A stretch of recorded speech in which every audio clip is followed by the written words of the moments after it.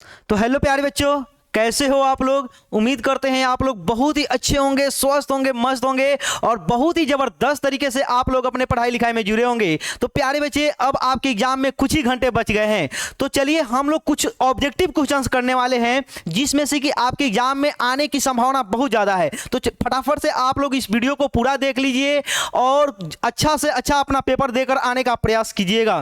तो चलिए प्रश्नों की शुरुआत करते हैं, ज़्यादा लेट नहीं करते हैं। अगर आपको तेजी में सवालों को देखना हो तो आप स्पीड बढ़ाकर भी देख सकते हैं। तो यह जो है पूरे के पूरे हम लोग ऑब्जेक्टिव सवाल करने वाले हैं। कितने? 50 ऑब्जेक्टिव सवाल हम लोग करने वाले हैं, समझे। तो चलिए प्रश्न संख्या 1 के तरफ हम लोग बढ़ते हैं। बिल्कुल आप लोग जवाब देने का प्रयत्न कीजिएगा सभी सवालों का। प्रश्न संख्या 1 आपके सामने है। प्रश्न संख्या 1 क्या है? यहां पे लिखा हुआ रूट अंडर 81/2। यह बताइए रूट अंडर 81 का वर्गमूल क्या था? 9 9 81, 9/2 लिखा हुआ है। 9/2 क्या है? परिमेय है या अपरिमेय संख्या है? आप बोलेंगे सर यह एक परिमेय संख्या है। ऑप्शन नंबर ए जो है ना बिल्कुल सही जवाब है। ऑप्शन नंबर ए बिल्कुल सही जवाब है। अगला सवाल आपके सामने में 192 के अभाज्य गुणनखंड 2 के घातांक बताइए। प्रति वर्ष जो अभाज्य गुणनखंड से सवाल पूछे जाते हैं, लिखेंगे इसका फटाफट से गुणनखंड करेंगे। कितना? 9 दूनी 18 हो गया, यहाँ पे 6 दूनी 12, यहाँ पे फिर से इसका खंड करेंगे। 4 दूनी 8, 8 दूनी 16, 48, 24 दूना 48, 12 दूना 24, 2 छक 12 और 2 तिहाई 6। यह देखिए तो यहाँ पे 2 का घात कितना आ रहा है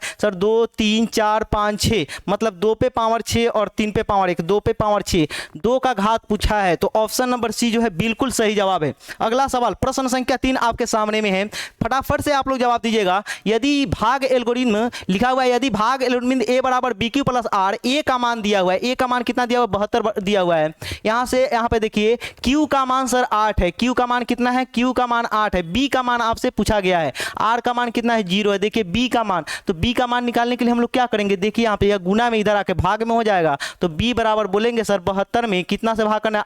8 से। 9 8 72, कितना जवाब हो जाएगा? आप कहेंगे ऑप्शन नंबर ए बिल्कुल सही जवाब है। यूक्लिड विभाजन प्रमेय से यह सवाल था, सिर्फ वैल्यू पुटिंग सवाल था। अगला सवाल, निम्नलिखित में से किसका दशमलव प्रसार शांत है? दशमलव प्रसार शांत के लिए क्या देखेंगे? हर देखेंगे कि 2 पे पावर n और 5 पे पावर m के रूप का किसका किसका है। आप कहेंगे सर इसमें 3 आने वाला है, 3 वाला हमको नहीं चाहिए। सर यहाँ पे भी 3 दूनी 6, यहाँ पे भी 3 आने वाला है, यह भी नहीं चाहिए हमें। यहाँ पे देखिए 7 5 35, यहाँ पे 7 आने वाला है। ऑप्शन नंबर बी सही जवाब है। इसका अगर 160 का अगर आप अभाज्य गुणनखंड करेंगे तो आप पाएंगे कि 2 पे पावर n और 5 पे पावर m के रूप का आ रहा है। अगला सवाल आपके सामने में, यदि q एक धनात्मक पूर्णांक है तो निम्नलिखित में से कौन धनात्मक विषम पूर्णांक नहीं है?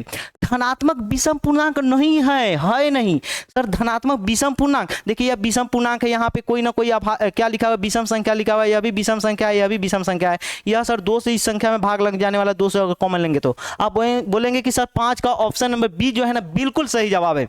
अगला सवाल आपके सामने में है, 2 लगातार सम संख्याओं का मौसा कितना होता है? 2 लगातार सम संख्याओं का मौसा कितना होता है? आप कहेंगे सर 2 होता है। 2 लगातार अगर बोला जाए अभाज्य संख्याओं का मौसा कितना होता है? 2 लगातार अभाज्य संख्याओं का मौसा 1 होता है। 2 लगातार अभाज्य संख्याओं का जो है लौसा होता है a गुने b होता है। क्या होता है? उनका गुणनफल होता है। इस तरह से यह सभी चीजें आप याद रखेंगे। अगला सवाल, एक परिमेय संख्या और एक अपरिमेय संख्या का योग कैसी संख्या होता है? एक परिमेय और एक अपरिमेय, देखिए तो यह क्या है सर? यह एक अपरिमेय संख्या। क्या है? अपरिमेय संख्या। अगला सवाल आपके सामने प्रश्न संख्या 8 है। यहाँ पे देखिए 2 संख्याओं का गुणनफल इतना है। क्या लिखा हुआ है? जो 2 गो संख्या उनका गुणनफल कितना दिया हुआ है? 8770 दिया हुआ है। HCF दिया हुआ है 17। आपसे पूछा जा रहा है LCM। क्या पूछा जा रहा है? LCM। तो आप कहेंगे सर अगर यहाँ से LCM देखा जाए, यह 17 से इधर भाग हो जाएगा। भाग कराइए फटाफट से। यह सभी सवाल आपके एग्जाम में छूटने नहीं चाहिए। क्या यहाँ पे देखेंगे 17 पचे 85 हो जाएगा, 86, 17 एकम 17, यानी कि 510 जो है सही जवाब है। LCM कितना है? LCM sir 510। Option number D बिल्कुल सही जवाब है। प्रश्न संख्या 9 के तरफ हम लोग बढ़ते हैं। निम्नलिखित में कौन कौन परिमेय संख्या है? इसमें से परिमेय संख्या ढूंढना है। आप कहेंगे सर परिमेय संख्या है या 8 28 64, या तो परिमेय संख्या है। यहाँ पे देखेंगे यह हमको लगता है यह पूरे के अंदर रूट अंडर है। हाँ, यहाँ पे टाइपिंग मिस्टेक है। यह जो रूट है ना पूरे के अंदर है, समझे। यहाँ पे देखिए इसको जोड़ेंगे तो यह रूट अंडर 100 आएगा, यहाँ पे 10 आ जाएगा। 25 दूनी 50 जो है, 50 क्या है? परिमेय संख्या पूछा है। 50 नहीं 50 क्या है? 50 25 यहाँ पे 5 5 25 दूनी 50। यही जो है ये कौन परिमेय संख्या है? परिमेय संख्या तो यह ऊपर वाला ही। ऑप्शन नंबर ए जो है, अगर 100 का वर्गमूल निकालते तो 10 आ रहा है, तो ऑप्शन नंबर ए ही सही जवाब है। बाकी कोई भी परिमेय नहीं है। अगला सवाल यहाँ पे देखिए इतना और इतना क्या, इतना और इतना तो मौसा पूछा गया है 130 और कितना का 15 का। यह बताइए, यह सिर्फ आपको कन्फ्यूज करने के लिए दिया हुआ है। 130 और 15 का मौसा जो है आपको भाग विधि से निकाल लेना फटाफट से। यहाँ पे देखेंगे कितना हो जाएगा, आप कहेंगे सर 15 7 100 15 18 120 हो जाएगा। तो आप बोलेंगे सर यह रहा 10 शेषफल। यहाँ पे देखिए 10 एकम 10 कितना आ जा रहा है, 5 आ जा रहा है, 5 दूनी, यहाँ पे 5 दूनी 10 कितना हो गया, यहाँ पे देख लीजिए जो HCF है सर 5 है, HCF कितना आ गया है, HCF 5 आ गया है। तो ज़्यादा कन्फ्यूज नहीं होना, इस सब चीज़ों को देकर मौसा पूछे तुरंत किसी भी विधि से मौसा निकाल देंगे। ऑप्शन नंबर जो है बी सही जवाब है। अगला सवाल जो है आपके सामने प्रश्न संख्या 11, यदि बिंदु इतना जो है बिंदु इतना और इतना को मिलाने वाली रेखा खंड पर है तो निम्नलिखित में से कौन सही है। रेखा खंड पर है तो देखिए अगर यह बिंदु जो है इस और इस बिंदु को मिलाने वाली रेखा खंड पर, देखिए यहाँ पे एक मान गए, यहाँ पे इस तरह से कार्तीय तल बनाएंगे तो P तो 0 0 हुआ, सही बात है सर। Q 0 2 y निर्देशांक होता है, अगर x निर्देशांक 0 है तो इसका मतलब यह y अक्ष पे है। तो बोला जा रहा है तो निम्नलिखित में से कौन सही है। A का मान A और B अगर इसी रेखा पे है, इसी दोनों को मिलाने वाली रेखा पे यह R बिंदु है, मान गए यहाँ पे कहीं पे R है, तो आप कहेंगे सर एक बात तो फिक्स है, यहाँ पे अगर R है तो एक बात फिक्स है कि इसका A निर्देशांक कितना होगा, 0 होगा। A निर्देशांक कितना होगा, 0 होगा। ऑप्शन नंबर ए सही है। A जो है x अक्ष पे x निर्देशांक है इसलिए 0 होगा। अगला सवाल यहाँ पे देखिए सरल रेखा इतना और इतना को प्रतिच्छेद बिंदु क्या होगा। सरल रेखा जो है यहाँ पे देखिए x बराबर यह 2 रहा और y बराबर -3 रहा, यह क्या हो जाएगा, x बराबर 2 y बराबर -3। आप बोलेंगे सर 2 और -3, ऑप्शन नंबर ए जो है बिल्कुल सही जवाब है। ऑप्शन नंबर ए क्या है, बिल्कुल सही जवाब है। अगले सवाल की तरफ बढ़ जाते हैं।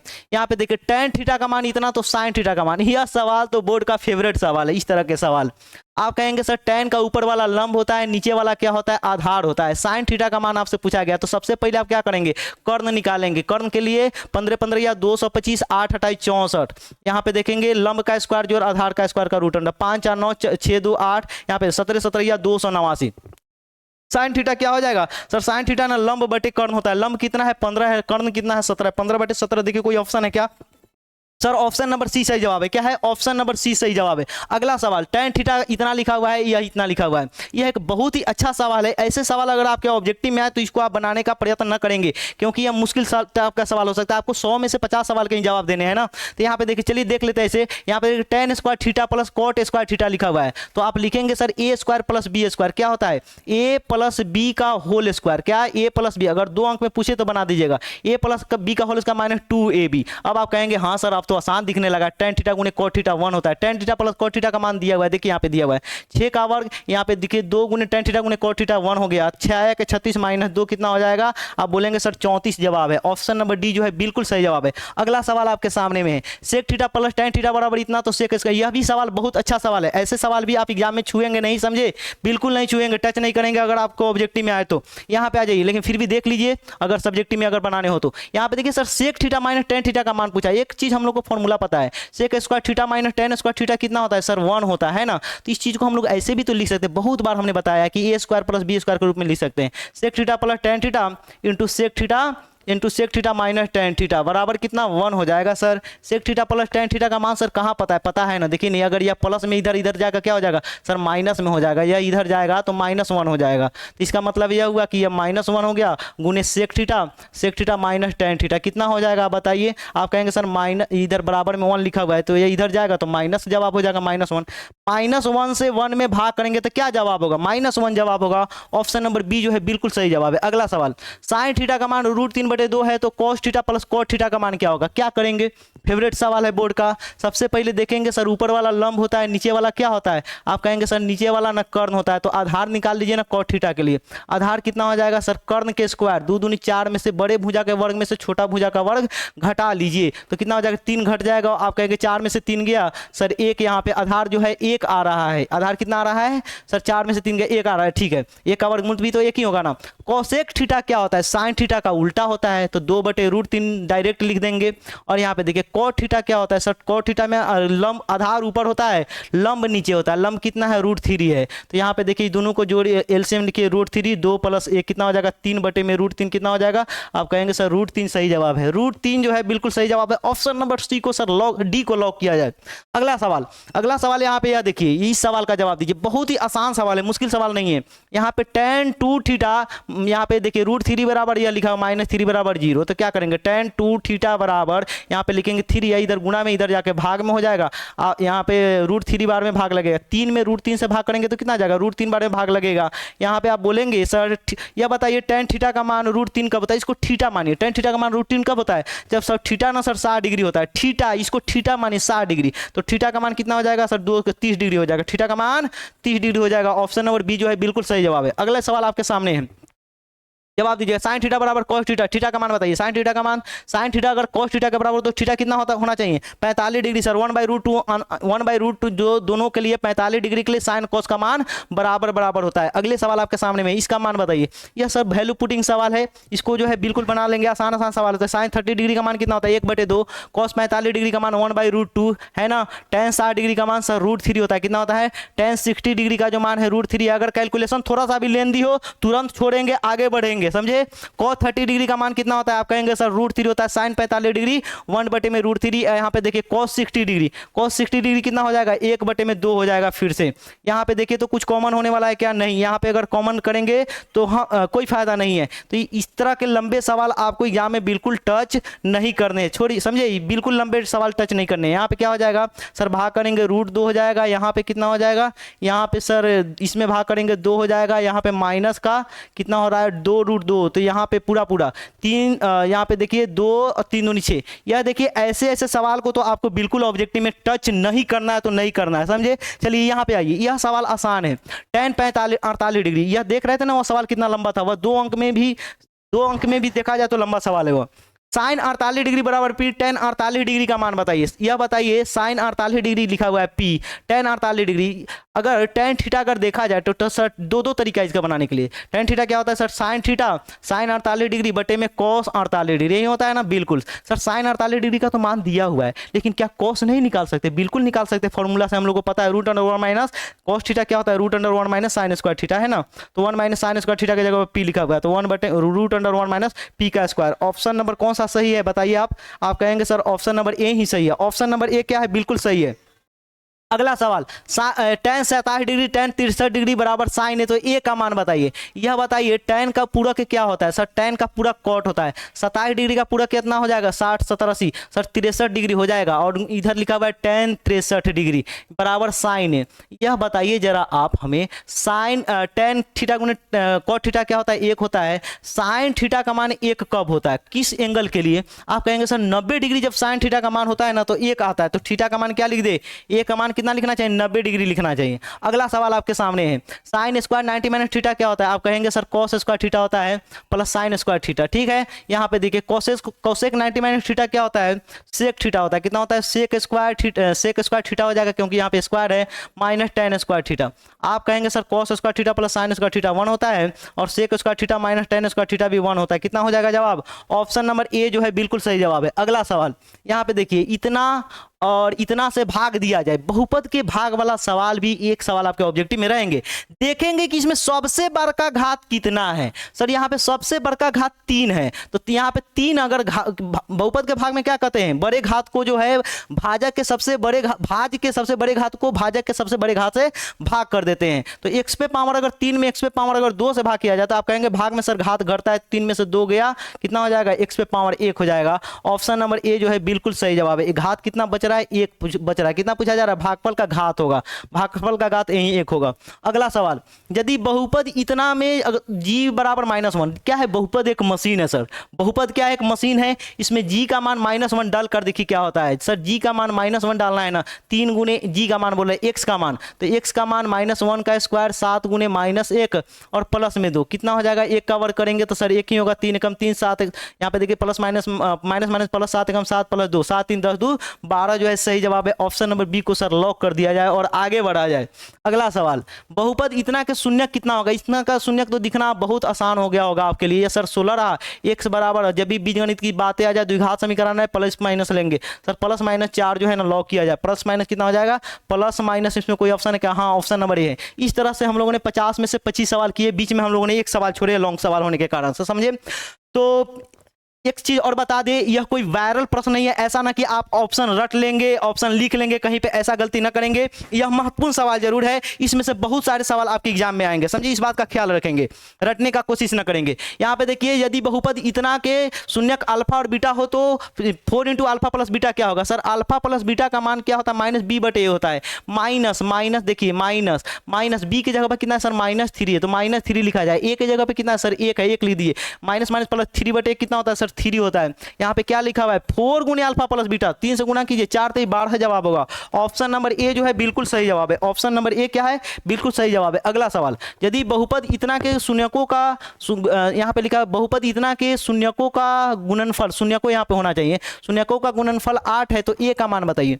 ए का मान, यहाँ पे टाइपिंग मिस्टेक है, यहाँ पे जो है ए का मान हमें लगता है यहाँ पे ए होना चाहिए था, है ना? यहाँ पे ए कहीं पे तो दिया हुआ है ही नहीं। चलिए अगले सवाल की तरफ बढ़ते हैं। यहाँ पे अगर ए रहता तभी तो ए का मान निकलता ना। अगला सवाल, यदि बहुपद px का एक शून्यक इतना है तो px का एक गुणनफल कितना होगा?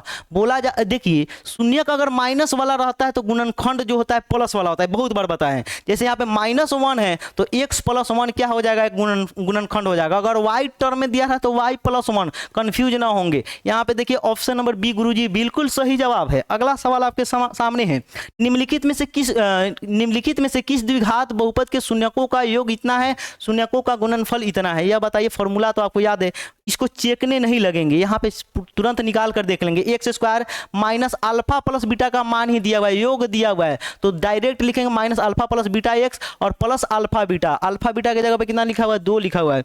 x² sir minus minus plus 3x और प्लस 2, क्या लिखेंगे? ऑप्शन नंबर ए गुरुजी बिल्कुल सही जवाब है। अगला सवाल आपके सामने में है, यहाँ पे देखिए, यदि जो है अल्फा बीटा गामा द्विघात बहुपद इतना के शून्य को, क्या लिखा हो? यहाँ पे शून्य लिखा होना चाहिए था।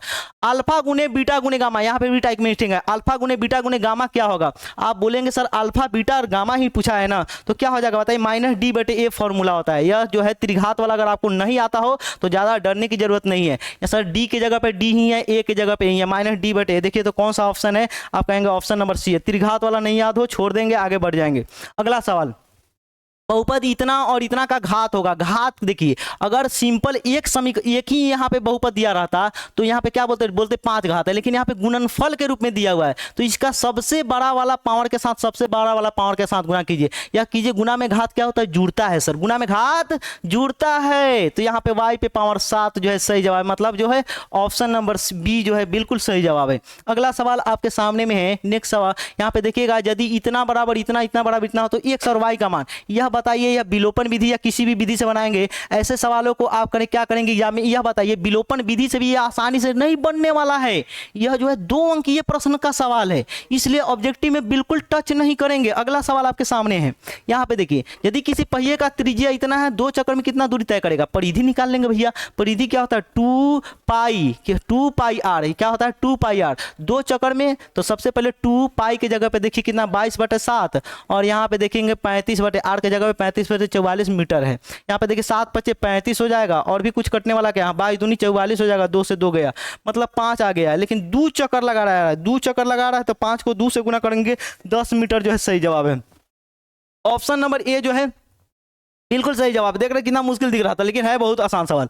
अगला सवाल, यदि ओ केंद्र वाले त्रिज्या r वाले वृत्त में कोण AOB थीटा है तो चाप यहाँ होना चाहिए। चाप AB की लंबाई क्या होगी? सर चाप की लंबाई का फॉर्मूला देखेंगे, थीटा बटे 360 गुने 2 पाई r।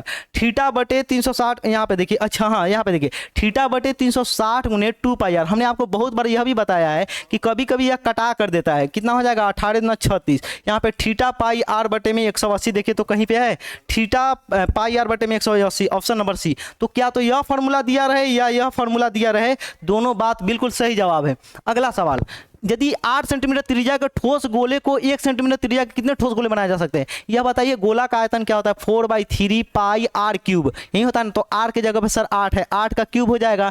इसमें भाग करेंगे छोटे वाले गोला से, तो आप कहेंगे 4/3 पाई, r के जगह पे सर 1 का क्यूब, 4/3 से 4/3 गया, पाई से पाई गया, 8 को 3 बार गुना कीजिए, 8 × 64 को यहाँ पे 1 को 3 बार गुना करेंगे तो क्या हो जाएगा? 1 ही होगा। तो यह रहा 8 × 64, 64 को 8 के साथ अगर गुना किया जाए, 8 × 4 = 32, 8 × 48, 49, 50, 51, 512 ऑप्शन नंबर बी जो है बिल्कुल सही जवाब है। ऑप्शन नंबर बी सर बिल्कुल सही जवाब है। अगला सवाल, एक शंकु के आधार का व्यास जो है इतना है, उसकी ऊंचाई इतना है। या देखिए अगर शंकु है, सुनिएगा प्यारे बच्चे, अगर इसका आधार का व्यास लिखा हुआ है 10 सेंटीमीटर, त्रिज्या कितना हो जाएगा सर? त्रिज्या 5 सेंटीमीटर हो जाएगा। ऊंचाई कितना दिया हुआ है? 12 सेंटीमीटर दिया हुआ है। शंकु का आयतन पूछा जा रहा है, क्या होता है? 1/3 पाई आर स्क्वायर एच होता है। 1/3 पाई की जगह पे पाई लिखना है, आर की जगह पे देखिए 5 × 5, यहाँ पे 5 का स्क्वायर कर लेंगे बाद में, यहाँ पे 12 कितना हो जाएगा सर? यहाँ पे पाई तो वहीं से ही रहेगा 1/3, यहाँ पे देखिए कटने वाला है, 3 चौके 12 कितना हो जाएगा? 50 25 25 चौके 50 25 25 चौके कितना होगा? 100 पाई सर बिल्कुल सही जवाब है।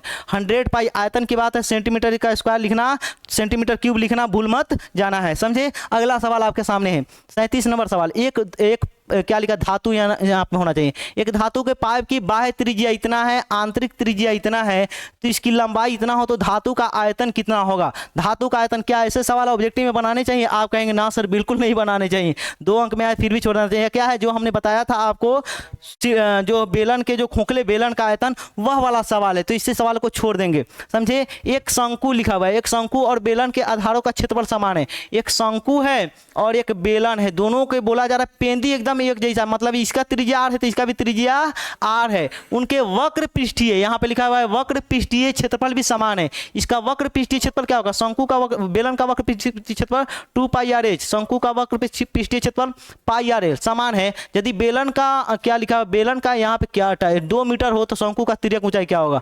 यहाँ पे 1 सेकंड रुकिए, बेलन का हमें लगता है यहाँ पे आर होना चाहिए था, क्या होना चाहिए? 1 सेकंड, एच जो है हाइट होना चाहिए। बेलन का अगर ऊंचाई जो है, बेलन का ऊंचाई अगर जो है 2 मीटर है, तो यहाँ पे देखिए पाई से पाई गया बाबू, आर से आर गया, क्योंकि दोनों का त्रिज्या क्षेत्रफल अगर बराबर है तो त्रिज्या बराबर ही होगा। यहाँ पे देखिए 2 गुने, अगर यहाँ पे अगर हाइट को अगर 2 ले लिया जाए, दूसरा कुछ तो हो नहीं सकता है, तो यहाँ पे एल का मान कितना हो जाएगा? 2 दूनी 4। आप कहेंगे ऑप्शन नंबर सी सही जवाब है, यहाँ पे ऑप्शन नंबर सी सही जवाब है। अगला सवाल, यदि किसी घन का आयतन इतना है, घन के कितना एवं पन के विकर्ण कितना होगा? यहाँ पे क्या लिखा हुआ है? घन का यहाँ पे किनारा और यहाँ पे होना चाहिए था क्या? विकर्ण का अनुपात। यह बताइए घन का आयतन इतना है, सबसे पहले आप किनारा निकालना सीखिए ना। घन का अगर आयतन दिया हो तो आप बोलेंगे सर घन का आयतन दिया हो तो भुजा क्यूब बराबर होगा 125, है कि नहीं? तो ए का मान कितना हो जाएगा? ए का मान हो जाएगा सर, घनमूल निकालेंगे 125 का, कितना हो जाएगा? 50 25 5 यहाँ पे 125 का अगर घनमूल निकाला जाए तो 5 दूनी 10 50 25 50 25, सर बोलेंगे सर 5 पे पावर 3, इसलिए घनमूल कितना हो जाएगा? घनमूल सर 5 हो जाएगा। तो यह तो हो गया कितना? यह भुजा निकल गया। अगर विकर्ण आपसे पूछा जाए तो भुजा √3 होता है सर, इसका मतलब 5 √3 हो जाएगा यह रहा। अगर इस दोनों का अनुपात अगर पूछा जाए, अगर भुजा का और विकर्ण का, किनारा और विकर्ण का, तो आप बोलेंगे 5/5 √3। टाइपिंग मिस्टेक बहुत ज़्यादा हो रही है तो कोई बात नहीं, यह सभी महत्वपूर्ण सवाल है, इस बात का आपको ख्याल रखना है। घन के भुजा और विकर्ण का अनुपात पूछा गया है, समझे।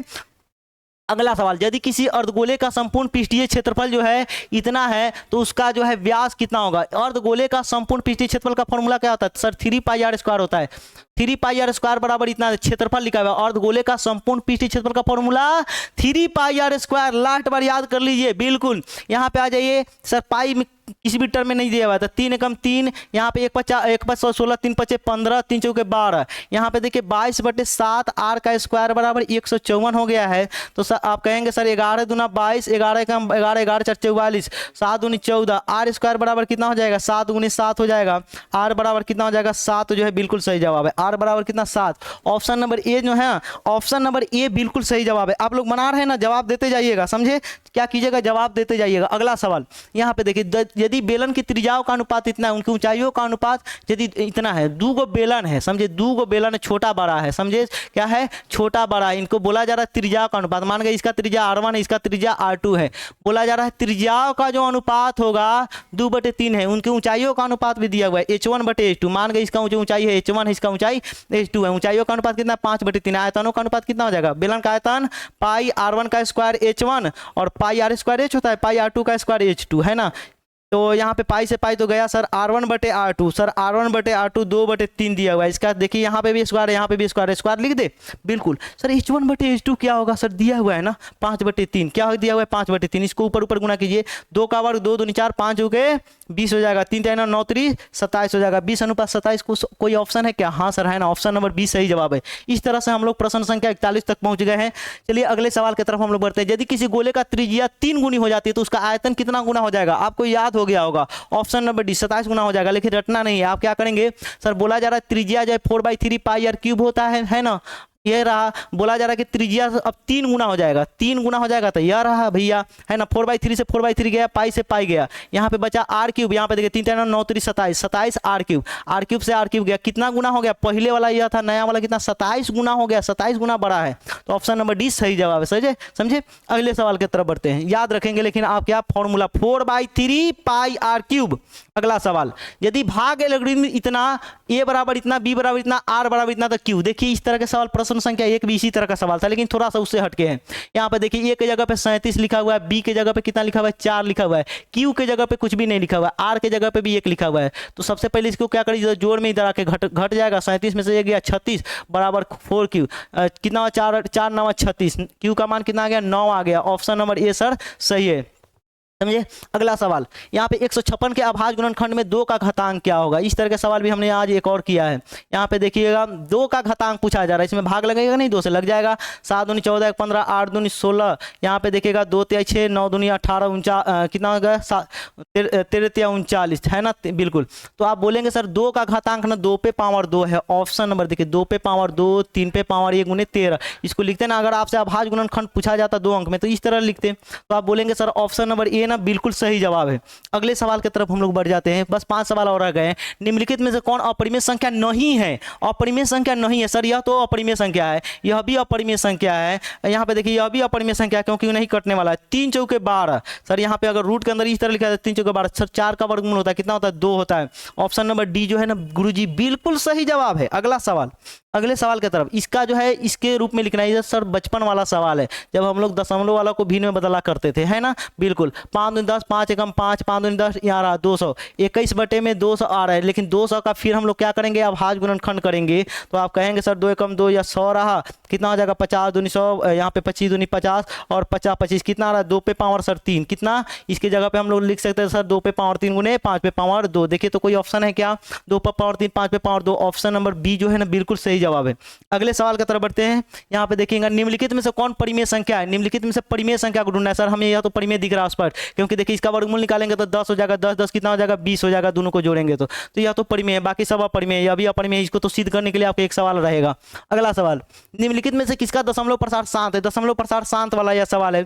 यह देखेंगे कि किसमें 2 और 5 ही केवल आएंगे अभाज्य गुणनखंड में। आप कहेंगे सर इसमें केवल शांत ढूंढा है, तो हमें तो यही सवाल है। यहाँ पे इसमें अभी यार कटने वाला है, ये 7 तरीके, यह तो नहीं होगा क्योंकि इसके अभाज्य गुणनखंड में एक 7 आने वाला है। इसके अभाज्य गुणनखंड में यहाँ पे देखिए, और यहाँ पे 7 3 10 2 12, यहाँ पे क्या हो जाएगा सर? 3 दूनी 6, 7 3 5 15 25, यह कितने निम्नलिखित दशमलव प्रसार शांत है? शांत तो इसका भी वही भैया, 3 दूनी 6 7 1 5 15 3 5 15 25 50 25, यहाँ पे 5 का स्क्वायर, यह भी शांत है, यह भी शांत है, यह भी शांत है। इसका भी अभाज्य गुणनखंड करेंगे 11 नहीं, यह नहीं है। 11 8 88 हो जाएगा, यह नहीं, इसमें 11 आने वाला, यह तो नहीं है। यहाँ पे देखिए 19 बटे 210, तो 7 21, यह भी नहीं है।